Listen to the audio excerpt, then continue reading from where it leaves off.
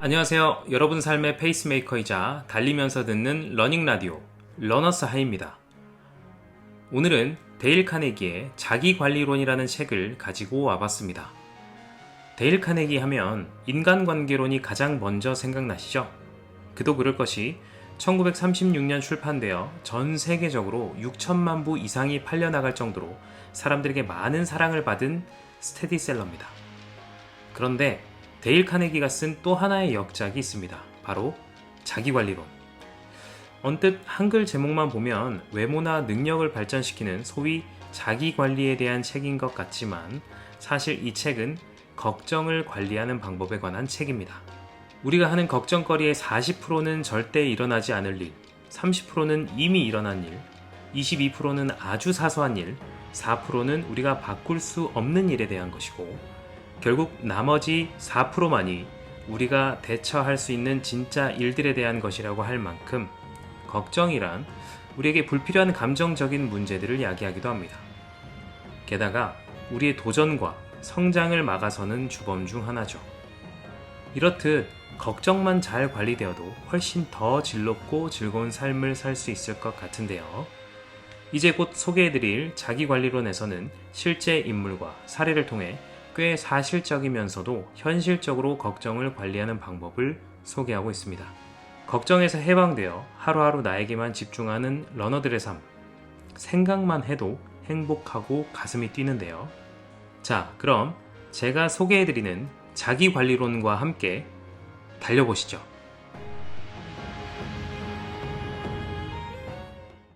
1부 걱정에 대해 알아야 할 기본 지식 1장 오늘을 충실하게 살아가라.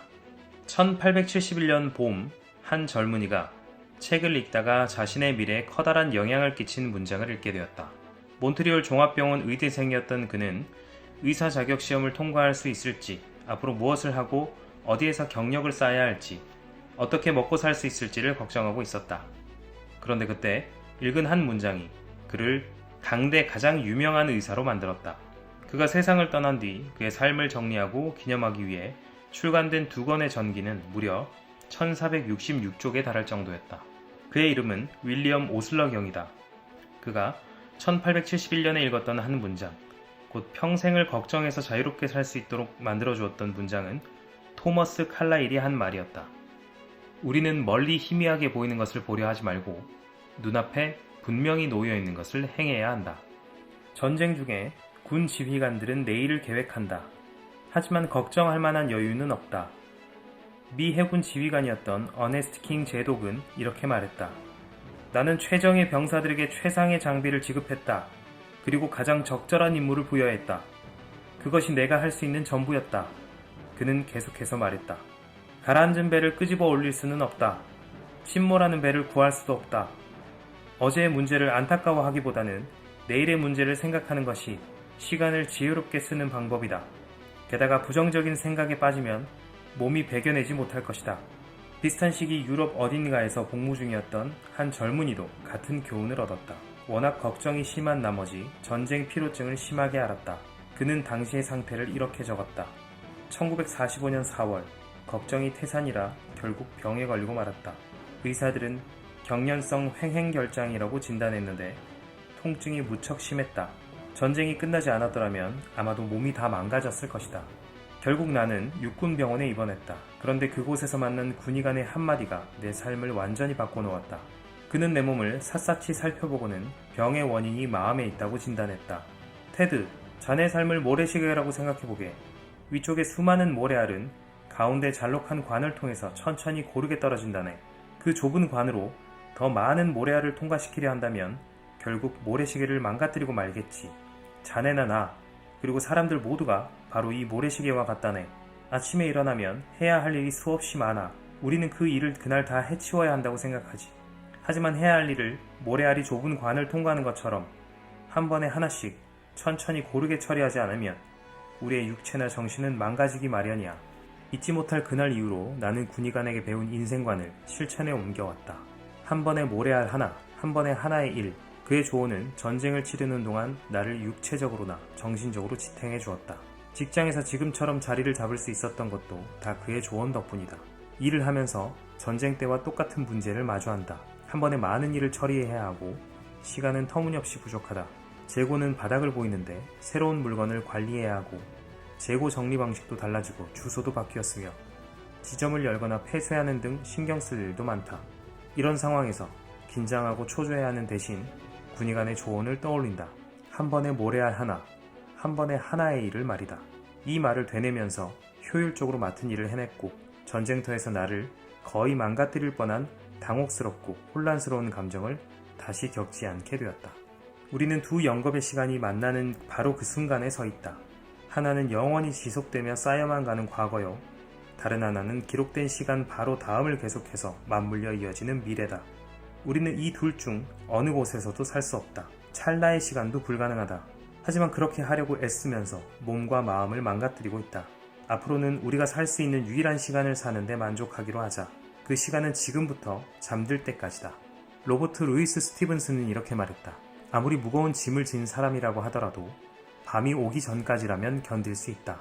아무리 힘든 일이라도 누구나 하루 동안은 할 수 있다.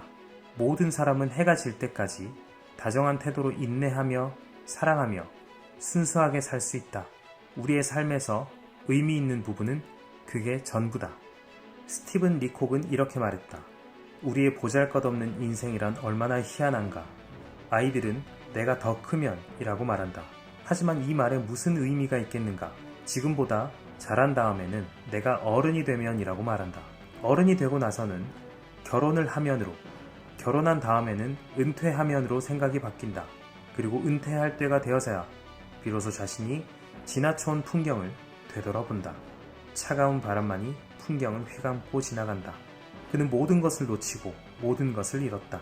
우리는 너무도 늦게야 인생이란 살아가는 데 있으며 매일 매 시간의 연속이라는 것을 깨닫는다. 예수가 태어나기 500년 전에 살았던 그리스 철학자 헤라클레이토스는 제자들을 모아놓고 이렇게 말했다. 모든 것은 변한다. 모든 것이 변한다는 법칙만 빼고. 그는 같은 강물에 2번 발을 담글 수 없다 라는 말도 했다. 강은 매 순간 변한다. 강물에 발을 담그는 사람도 마찬가지다. 삶은 끝없는 변화의 연속이다. 유일하게 확실한 것은 오늘뿐이다. 누구도 예측할 수 없고 매번 달라지며 불확실성으로 가득 찬 미래 문제를 해결해보려고 애쓰느라 오늘을 살아가는 아름다움을 훼손해서야 되겠는가.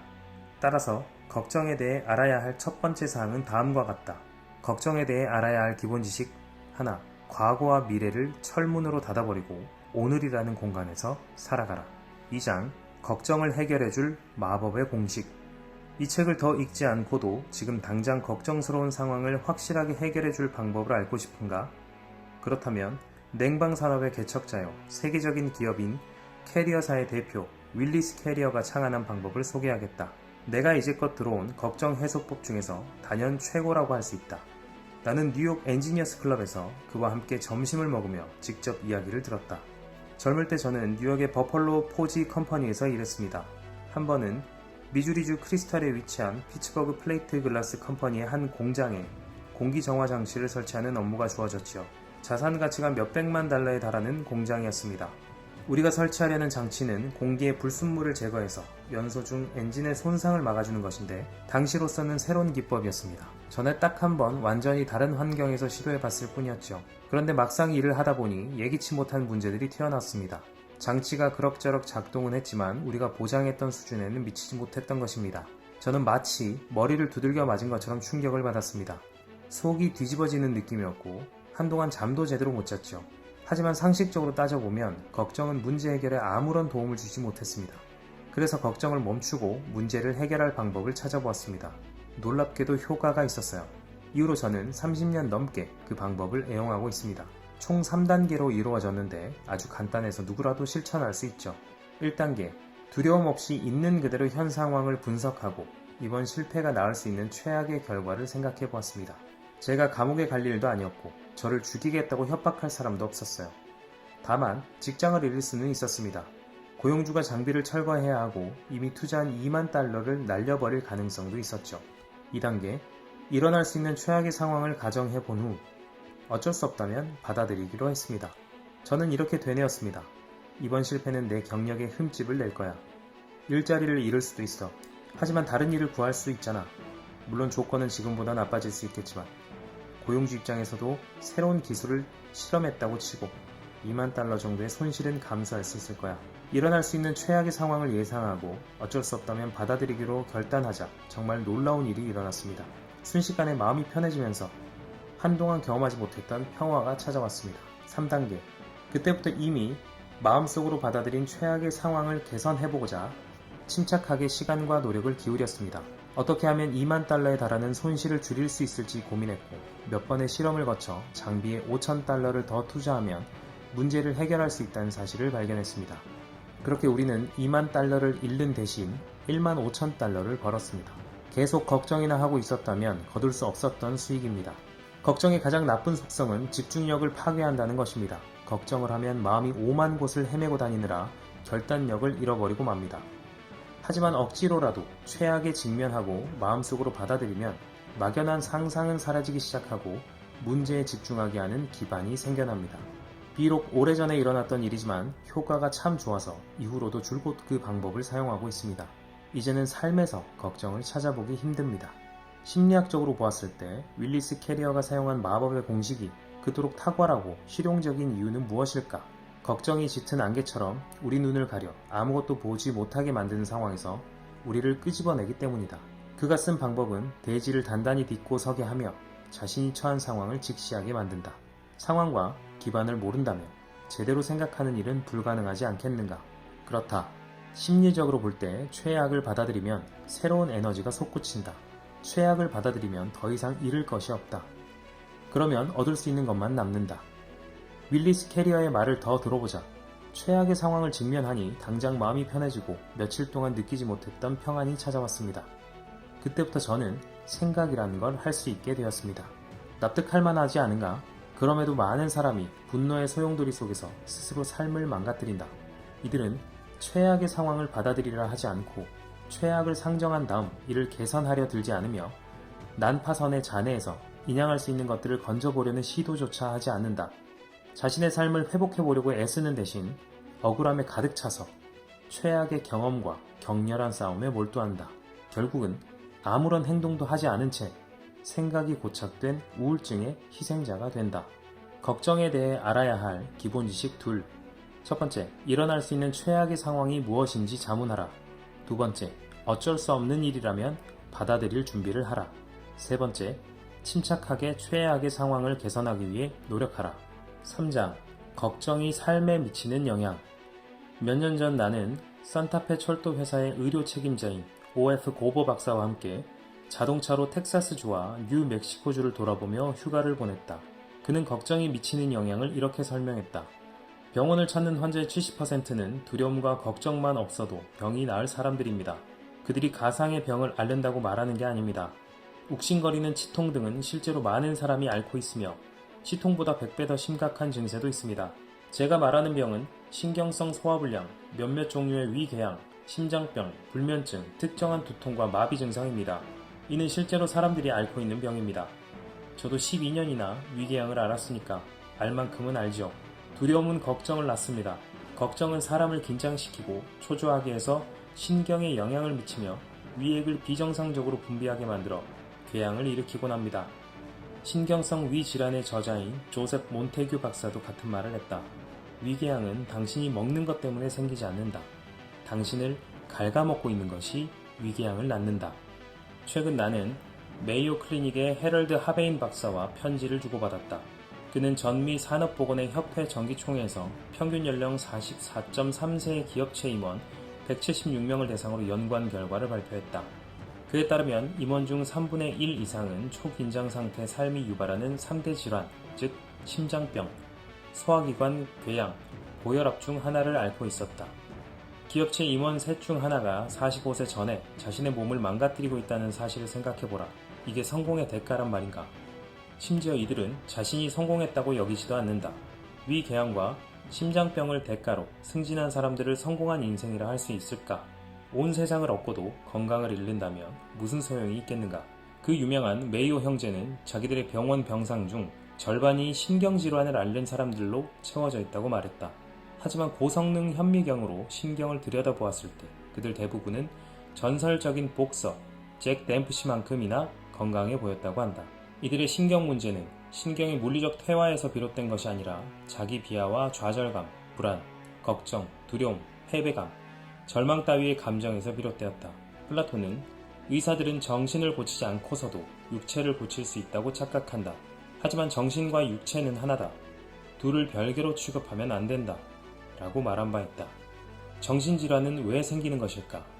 누구도 속 시원하게 답하지 못할 것이다. 하지만 두려움과 걱정이 원인일 가능성은 상당히 높다.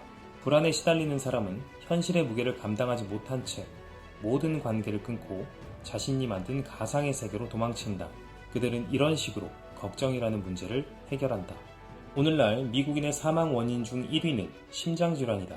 제2차 세계대전 동안 대략 33만 명의 군인이 전장에서 사망했다. 그런데 같은 기간 동안 심장병으로 사망한 민간인이 무려 200만 명에 달했다. 그중 절반은 걱정과 팽팽한 긴장감으로 가득 찬 삶 때문에 심장병을 얻어 끝내 목숨을 잃었다. 알렉시스 카렐이 걱정과 싸우는 법을 모르는 기업인은 일찍 죽기 마련이다 라고 말했을 때 이들을 죽음으로 이끈 가장 큰 원인이 바로 심장병이었다. 윌리엄 제임스는 하나님은 우리의 죄를 용서하시지만 우리의 신경체계는 용서가 없다 라고 말했다. 믿기 힘들 만큼 놀라운 사실이 있는데 해마다 자살한 사람의 수가 5가지 흔한 전염병으로 죽은 사람을 모두 합친 수보다 많다는 것이다. 왜 이런 현상이 나타날까? 바로 걱정 때문이다. 옛날 중국의 잔인한 제후들은 죄수를 고문할 때 손발을 묶은 채로 밤이고 낮이고 물이 뚝뚝 떨어지는 주머니 밑에 세워놓았다고 한다. 끊임없이 머리에 떨어지는 물방울 소리는 점점 망치질 소리처럼 커지면서 죄수들을 미치게 만들었다. 똑같은 방식의 고문이 스페인 종교재판과 히틀러 치하의 독일 강제 수용소에서도 자행되었다. 걱정은 끊임없이 똑똑 떨어지는 물과 같다. 그래서 사람들을 미치게 하고 심지어 자살하게 만들기도 한다. 이 책을 읽는 독자들에게도 올가 자베이가 보여주었던 의지력과 내적 자산이 있으리라 확신한다. 아이다호주 포들레인 박스 892번지에 사는 그녀는 가장 비극적인 상황에서도 걱정을 몰아냈다. 그녀에게 받은 편지 내용을 소개한다. 8년 6개월 전 저는 서서히 고통스럽게 죽어갈 것이라는 시한부 선고를 받았습니다. 암이었거든요. 미국 최고의 의사로 꼽히는 메이오 형제도 같은 진단을 내렸습니다. 저는 막다른 길목에 서서 마지막 순간만을 멍하니 바라보고 있었습니다. 죽기에는 너무나 젊었습니다. 죽고 싶지 않았어요. 저는 켈로그에 있는 주치의에게 전화를 걸어 울부짖으며 속마음을 마구 털어놓았습니다. 그런데 그는 제 말을 다 듣지도 않고 나무라기 시작했습니다. 무슨 일이에요, 올가? 싸울 용기가 없어요? 그렇게 계속 울고만 있으면 당연히 죽겠죠. 최악의 상황이 닥친 건 맞아요. 사실을 인정하고 받아들여요. 너무 걱정하지 말아요. 최악의 상황에 어떻게 대처해야 하는지 생각하고 실천에 옮겨봐요. 그때 저는 엄숙하게 다짐했습니다. 두 손으로 있는 힘껏 부여잡으니 손톱이 살을 파고들었고 등골이 서늘해졌습니다. 더 이상 걱정하지 않을 거야. 울지도 않겠어. 정신만 똑바로 차리면 이길 수 있을 거야. 나는 살 수 있어. 환부에 라듐을 쓸 수 없을 정도로 암이 진행된 경우라면 보통 하루에 10분, 30초씩 30일간 방사선 치료를 합니다. 하지만 저는 49일 동안 하루 14분 30초씩 치료를 받았어요. 헐벗은 산비탈의 커다란 바위처럼 앙상한 몸에서 뼈가 툭 삐져나오고 발은 납덩이처럼 무거웠지만 저는 걱정하지 않았습니다. 단 한 번도 울지 않았어요. 도리어 웃었습니다. 억지로라도 웃으려 했죠. 웃음으로 암을 고칠 수 있다고 믿을 만큼 모자란 사람은 아닙니다. 하지만 마음을 즐겁게 먹어야 몸이 질병과 싸우는 데 도움이 될 수 있다고 믿었습니다. 그렇게 해서 기적처럼 암을 이겨냈습니다. 지난 몇 년은 인생에서 가장 건강한 시기였던 것 같습니다. 처음에는 따르기 힘들었지만 제게 싸울 용기를 준 그 충고는 사실에 직면하라, 걱정은 그만두라, 네가 할 수 있는 일을 하라 였습니다. 걱정에 대해 알아야 할 기본 지식 3. 걱정과 싸우는 법을 모르는 기업인은 일찍 죽기 마련이다. 2부 걱정을 분석하는 기본 기술 1장 문제를 분석하고 해결하는 법 1부 2장에서 다룬 윌리스 캐리어의 마법 같은 공식이 걱정거리를 전부 해결해 줄 수 있을까? 물론 그렇지 않다. 그렇다면 무엇을 해야 할까? 여러 가지 걱정거리를 다루기 위해서는 문제를 분석하는 3가지 기본 단계를 익혀야 한다. 첫 번째, 사실을 파악하라. 두 번째, 사실을 분석하라. 세 번째, 결단을 내리고 실천에 옮기라. 첫 번째 단계를 보자. 사실을 파악하라. 이것이 왜 중요할까? 사실을 파악하지 못한다면 문제를 지혜롭게 해결하려는 시도조차 할 수 없기 때문이다. 사실을 정확히 모르면 혼란 속에서 마음을 졸이는 것 말고는 아무런 일도 할 수 없다. 22년 동안 컬럼비아 대학교에 학장으로 재직했던 고 허버트 혹스의 고견이었다. 20만 명 넘는 학생들이 크고 작은 고민을 해결하도록 도와주었던 그는 혼란이야말로 걱정의 가장 큰 원인이라고 강조하며 이렇게 말했다. 세상 걱정의 절반은 결정을 내리는 데 기초가 될 만한 지식이 부족한 상태에서 결정하려고 하기 때문에 생깁니다. 예를 들어 다음 주 화요일 3시에 처리해야 할 문제가 있으면 저는 그때까지 어떤 결정도 하지 않습니다. 오직 그 문제와 관련된 사실을 파악하는 데만 집중합니다. 저는 걱정하지 않을 뿐더러 안달복달하지도 않습니다. 잠도 잘 잡니다. 이렇듯 화요일이 다가올 무렵까지 모든 사실을 파악하면 보통은 문제가 저절로 해결되어 있습니다. 나는 호크스 학장에게 물었다. 그 말은 당신이 걱정을 완전히 떨쳐버렸다는 뜻인가요? 그는 이렇게 답했다. 물론이죠. 제 삶에는 걱정이 파고들 여지가 거의 없습니다. 공정하고 객관적으로 사실을 파악하는 데 몰두한다면 걱정 따위는 지식이라는 빛 앞에서 증발하기 마련입니다. 당신과 나, 심지어 아인슈타인이나 미국의 대법원이라도 우선 사실을 파악하지 않고는 공정한 판결을 내릴 수 없다. 하지만 사실을 전부 모은다 해도 문제를 분석하고 해석하기 전까지는 아무런 소용이 없다. 나는 사실을 글로 적으면 훨씬 더 쉽게 분석할 수 있다는 것을 경험했다. 종이에 사실을 적어보거나 문제를 말로 옮겨보는 것만으로도 현명한 결정을 내릴 가능성이 높아진다. 찰스 캐터링의 말을 빌자면 문제를 명확하게 정의했다면 절반은 해결한 것이나 다름없다. 윌리엄 제임스는 일단 결정이 내려지고 실천에 옮기는 일이 남았다면 결과에 대한 책임이나 관심은 완전히 무시하라 라고 말했다. 사실에 입각해 신중한 결정을 내렸다면 실천에 옮기라는 것이다. 다시 생각해보려고 멈춰 서지 말고 주저하거나 걱정하거나 발걸음을 돌리려고도 하지 말라. 자기 의심에 빠지지 않도록 주의하라. 자기 의심은 다른 의심도 낳기 마련이다. 절대 뒤돌아보면 안 된다. 한 번은 오클라호마주에서 저명한 석유 기업가 웨이드 필립스에게 결정한 바를 어떻게 실천하는지 물어보았다. 그는 이렇게 답했다. 직면한 문제를 필요 이상으로 생각하다 보면 혼란과 걱정에 빠지기 마련입니다. 더 이상의 조사나 생각은 해로울 수 있습니다. 그럴 때는 결정하고 행동하며 뒤를 돌아보지 말아야 합니다. 3부 걱정이 나를 망치기 전에 걱정하는 습관을 없애는 법 1장 마음속에서 걱정을 몰아내는 법. 몇 년 전 메리언 더글라스가 수업 시간에 들려준 이야기는 결코 잊지 못할 것 같다. 그는 2번이나 비극을 겪었다. 첫 번째는 눈에 넣어도 아프지 않을 5살 딸이 세상을 떠난 것이다. 갑작스러운 불행 앞에서 더글라스 부부는 망연자실할 수밖에 없었다. 하지만 이게 끝이 아니었다. 10달 후 하나님은 우리에게 예쁜 딸아이를 안겨주셨습니다. 그런데 그 아기마저 5일 만에 잃고 말았습니다. 그는 연이은 2번의 시련을 감당하기 어려웠다. 저는 현실을 받아들일 수 없었습니다. 한숨도 못 자고 먹지도 못했지요. 마음 편하게 쉴 수도 없었습니다. 신경이 곤두서 있고 자신감은 사라졌습니다. 결국 의사를 찾을 수밖에 없었다. 한 의사는 수면제를 처방했고 다른 의사는 여행을 권했다. 하지만 둘 다 그에게 아무런 도움이 되지 않았다.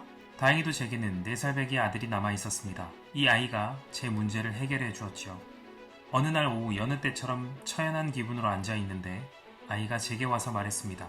아빠, 배를 만들어주세요. 물론 저는 배를 만들 기분이 아니었습니다. 사실 아무것도 하기 싫었죠. 하지만 끈질기게 졸라대는 아이를 외면하기 어려웠습니다.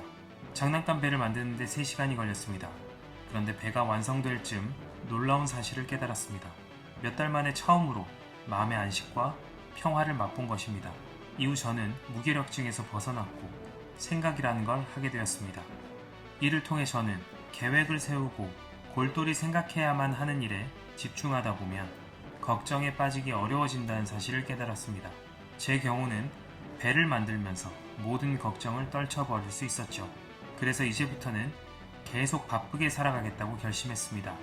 고향에서는 공익활동을 하며 교육위원회 위원장도 맡았습니다. 여러 모임에 나가고 적십자와 같은 자선기관에 기금을 모으는 활동도 하고 있습니다. 이렇게 바쁘다 보니 걱정할 시간이 없습니다. 바쁘게 사는 것처럼 간단한 일이 왜 걱정을 몰아내는가? 심리학이 밝혀낸 근본 법칙 하나가 있다. 아무리 비상한 인간이라도 정해진 시간에 하나 이상을 생각할 수는 없다는 것이다. 믿기 어려운가? 그렇다면 한 가지 실험을 해보자. 지금 상태에서 몸을 뒤로 편안하게 젖히고 눈을 감은 후 자유의 여신상과 내일의 계획을 동시에 생각하라. 하나씩 차례로 집중할 수는 있지만 동시에 둘 다 집중할 수는 없을 것이다. 감정의 영역에도 똑같은 법칙이 적용된다. 재미있는 일을 하면서 활력과 열정을 느낄 때 걱정으로 힘들어할 수는 없다. 하나의 감정은 다른 감정을 몰아내기 마련이다. 이 간단한 발견 덕분에 육군 정신과 의사들은 전쟁 중 기적을 만들어낼 수 있었다. 전쟁의 참상을 겪으며 정신신경증에 걸린 군인들이 후방으로 이송되면 군의관들은 이런 처방을 내렸다. 계속 바쁘게 움직이라. 바쁘지 않을 때 우리의 정신은 진공 상태에 가깝다. 우리 주변에서 진공 상태에 가장 가까운 것은 백열전구의 내부 정도다. 전구를 깨뜨리면 자연스레 공기가 들어가 이론적으로는 텅 빈 공간을 가득 채운다. 텅 빈 정신도 채워지기 마련이다. 무엇으로 채워질까? 보통은 감정이다. 걱정, 두려움, 혐오, 질투, 부러움과 같은 감정은 태고의 활력과 역동적인 에너지에서 비롯되기 때문이다. 부정적인 감정은 마음속에서 평화롭고 행복한 생각과 느낌을 몰아내버린다. 컬럼비아 사범대학 교육학과의 제임스 머셀 교수는 이것을 명확하게 표현했다. 걱정이 지쳐 쓰러지기 쉬울 때는 열심히 일하는 순간이 아니라 일과를 마친 다음이다. 그때가 되면 우리의 상상력은 천방지축 날뛰고 터무니없는 공상을 떠올리게 하며 사소한 실수를 과장해서 보여준다. 그 결과 우리의 정신은 부하가 걸리지 않고 작동하는 모터처럼 베어링을 태워버릴 듯이 심지어는 산산조각을 낼 듯이 돌아간다. 걱정을 치료하는 방법은 건설적인 일에 몰두하는 것이다. 조지 버나드 쇼의 말이 옳았다. 비참해지는 비결은 자신이 행복한지 아닌지에 대해 고민할 여유를 갖는 것이다. 굳이 그런 고민을 할 필요가 있을까? 소매를 걷어붙이고 부지런히 움직이라. 그러면 피가 돌기 시작하고 정신이 번쩍 날 것이다. 머지않아 몸속에 긍정적인 활력이 치솟으면서 걱정을 몰아낼 것이다. 바쁘게 일하고 그 상태를 유지하라. 가장 저렴하면서도 효과 높은 약이 바로 이것이다. 걱정하는 습관을 없애는 법 하나. 늘 바쁘게 살라. 걱정이 많은 사람들은 절망 속에 시들어가지 않도록 행동에 몰두해야 한다. 2장. 딱정벌레 때문에 쓰러지지 말라. 죽을 때까지 잊지 못할 만큼 극적인 사례를 들겠다. 뉴저지주에 살고 있는 로버트 무어의 이야기다. 1945년 3월 저는 잠수함 바야 SS-318호에 탑승한 선원 88명 중 하나였습니다. 우리 쪽으로 다가오는 소규모 일본군 호송대가 레이더에 잡혔습니다. 우리는 그들을 공격하고자 새벽녘에 잠수를 시작했죠. 그런데 구축함을 향해 어뢰를 3발 쏘았지만 전부 빗나가고 말았습니다. 갑자기 그 배가 우리에게로 돌진해왔습니다. 3분이 지나자 지옥문이 열렸습니다. 기뢰 부사람은 15시간 동안 계속해서 폭뢰를 투하했습니다. 그중 하나라도 반경 5m 안에서 터진다면 잠수함에 구멍이 납니다. 이렇게 무시무시한 위력을 가진 폭뢰 수십 개가 반경 15m 안에서 터지고 있었습니다. 우리는 동작금지 명령을 받고 침상에 가만히 누워 있었습니다. 선풍기와 냉각장치의 전원을 내려서 내부 온도가 38도까지 치솟았지만 공포에 질린 저는 스웨터에 털가죽 재킷을 걸쳐야 할 정도로 한기가 들어 벌벌 떨었습니다. 이가 딱딱거리고 식은땀이 비오듯 쏟아졌죠. 그런데 적의 공격이 갑자기 멈추었습니다. 아마도 기뢰 부사람이 폭뢰를 다 쏟아붓고 떠나버린 모양입니다. 공격을 받던 15시간은 제게 1500만 년처럼 느껴졌습니다. 삶이 주마등처럼 스쳐 지나가기도 했죠. 그동안 저지른 잘못과 사소한 문제로 바보같이 걱정했던 일이 기억났습니다. 해군에 입대하기 전 저는 은행원이었습니다. 그때 저는 긴 근무 시간, 형편없는 임금, 좀처럼 승진하기 힘든 상황을 걱정했습니다. 제 이름으로 된 집이 없어서 새 차를 살 만한 형편이 안 돼서 아내에게 예쁜 옷을 사주지 못해서 걱정이었습니다. 항상 잔소리를 늘어놓고 야단만 치던 상사는 얼마나 꼴도 보기 싫었는지요. 밤마다 기분이 상한 채로 집에 돌아와서는 대수롭지 않은 일로 아내와 다투던 일이 떠올랐습니다. 몇 년 전만 해도 이 일들 때문에 얼마나 시달렸는지 모릅니다. 하지만 언제 죽어도 이상하지 않은 상황이 되자 모든 걱정거리가 하찮게 여겨졌습니다. 저는 그때 그곳에서 다짐했습니다. 살아서 해와 별을 다시 볼 수 있다면 다시는 절대로 걱정하지 않을 거야. 시러큐스 대학교에서 4년 동안 책으로 배웠던 것보다 잠수함에서 겪은 끔찍한 15시간이 삶을 살아가는 방법에 대해 더 많은 것을 가르쳐 주었습니다. 우리는 종종 인생의 커다란 재난에는 용감히 맞서지만 사소한 문제들, 성가신 골칫거리들 앞에서는 쉽게 쓰러진다. 영국 수상 벤저민 디즈레일리는 사소한 일에 신경 쓰기에는 인생이 너무 짧다 라고 말했다. 프랑스 소설가 앙드레 모로아는 디스위크라는 잡지에서 이렇게 말했다. 디즈레일리의 말은 제가 수없이 겪었던 고통스러운 경험을 극복하도록 도와주었습니다. 우리는 무시하고 잊어버려야 할 사소한 일 때문에 속상해합니다. 이 땅에서 고작 몇십 년을 살다 갈 뿐인데 머지않아 잊어버리게 될 걱정이 나면서 소중한 시간을 낭비합니다. 그러지 말고 가치 있는 행동과 감정, 원대한 사고, 진정한 사랑, 오래도록 남을 일에 삶을 바쳐야 합니다. 사소한 일 따위에 신경 쓰기에는 삶이 너무나 짧으니까요. 걱정하는 습관을 없애는 법. 2. 무시하고 잊어야 할 사소한 일로 속상해하지 말라. 사소한 일에 신경 쓰기에는 인생이 너무 짧다는 사실을 기억하라. 4장. 피할 수 없는 일을 대하는 법. 어린 시절의 일이다.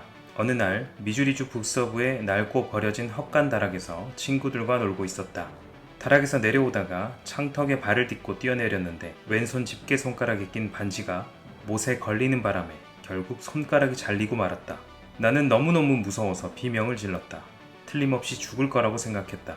하지만 상처가 나은 다음에는 한순간도 걱정해 본 적이 없다. 그래봐야 무슨 소용이겠는가. 피할 수 없는 일이라면 받아들이기로 한 것이다.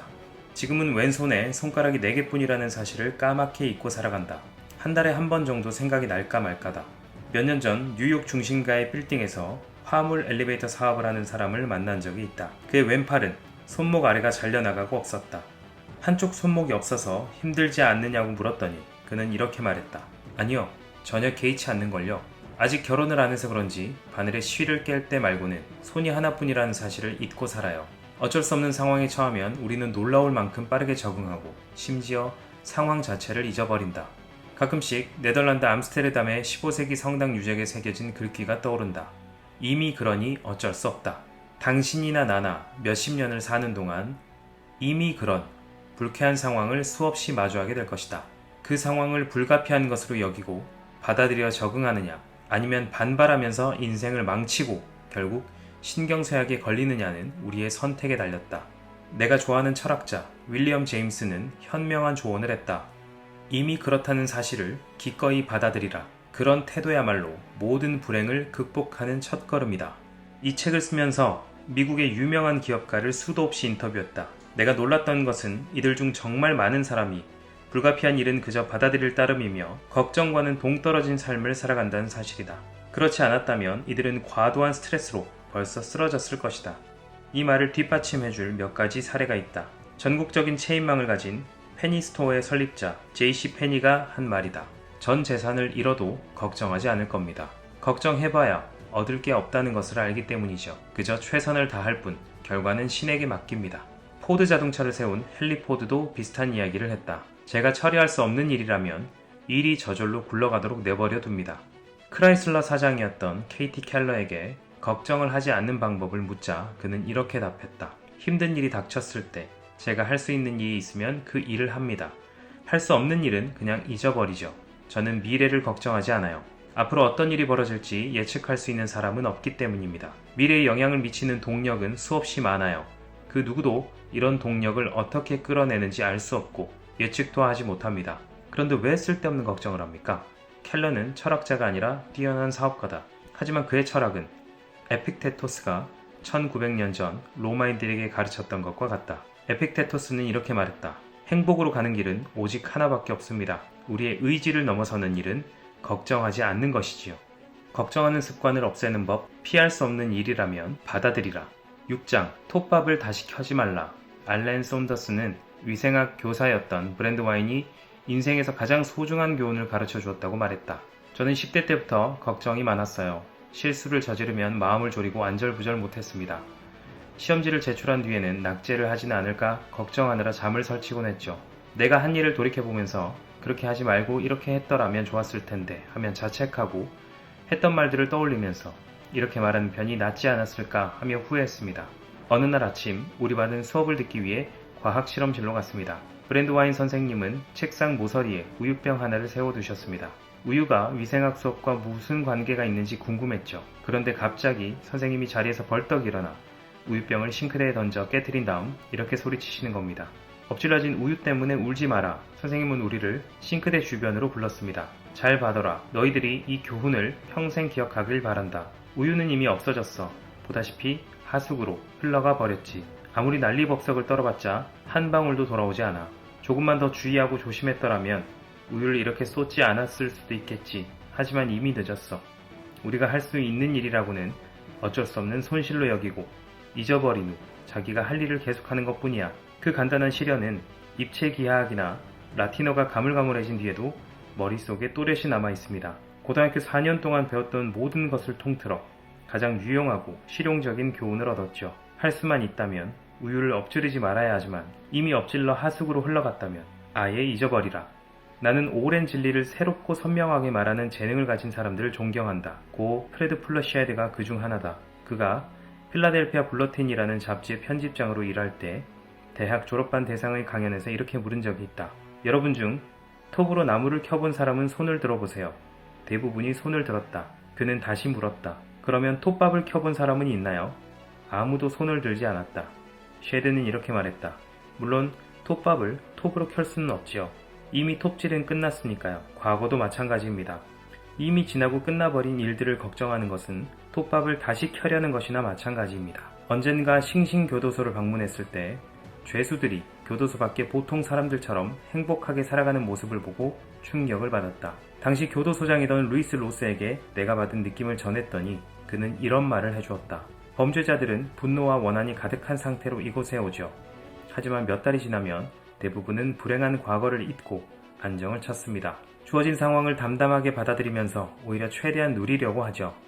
로스 소장은 한 수감자의 이야기를 들려주었는데 수감자들 사이에서 정원사로 통하는 그는 교도소 안에서 노래를 부르며 채소와 꽃을 재배한다고 한다. 그 수감자는 우리보다 훨씬 지혜로운 사람이다. 다음과 같은 사실을 알고 있기 때문이다. 움직이는 손가락이 글을 쓰고 난 뒤에도 계속 움직인다. 당신의 신앙과 재치를 다한다 해도 손가락을 뒤로 돌려 반줄도 지우게 할 수 없고 아무리 눈물을 뿌려도 한 단어조차 지울 수 없다. 그러니 왜 눈물을 낭비하겠는가? 물론 우리는 실수도 하고 어리석은 짓도 저지른다. 그게 뭐 대수인가? 남들도 마찬가지다. 심지어 나폴레옹 중요한 전투에서 3번 중 1번은 패했다. 평균을 따져보면 나폴레옹보다 우리가 나을 수도 있다. 왕의 병마를 모두 동원한다고 해도 과거를 돌이킬 수 없다는 것을 기억하라. 걱정하는 습관을 없애는 법 6. 톱밥을 다시 켜지 말라. 네, 지금까지 자기관리론의 일부를 소개해드렸습니다. 혹시 여러분은 걱정을 다스리는 나름의 방법이 있으신가요? 만약 특별히 없다 해도 너무 걱정 안 하셔도 될 것 같습니다. 책의 내용에서 보셨듯 걱정이란 놈은 생각보다 별거 아닌 것 같아요. 우리가 용기 내어 직시한다면 대부분 쉽게 해결 가능한 문제이거나 스스로 사라질 테니까요. 아직 준비가 덜 됐고 컨디션이 너무 안 좋고 뛸 기분이 아니었던 그날 모든 걸 무릅쓰고 집 문을 박차고 나갔던 여러분의 용기를 떠올리며 여러분을 괴롭히는 모든 걱정을 잠재우시길 바라겠습니다. 책 자기관리론을 한번 완독해 보시는 것도 추천드려요. 그럼 모든 걱정의 굴레에서 벗어나 오늘을 충실하게 살아가는 러너 여러분들을 응원합니다. 계속해서 함께 뛰겠습니다. 그럼 다음 러닝에서 만나요.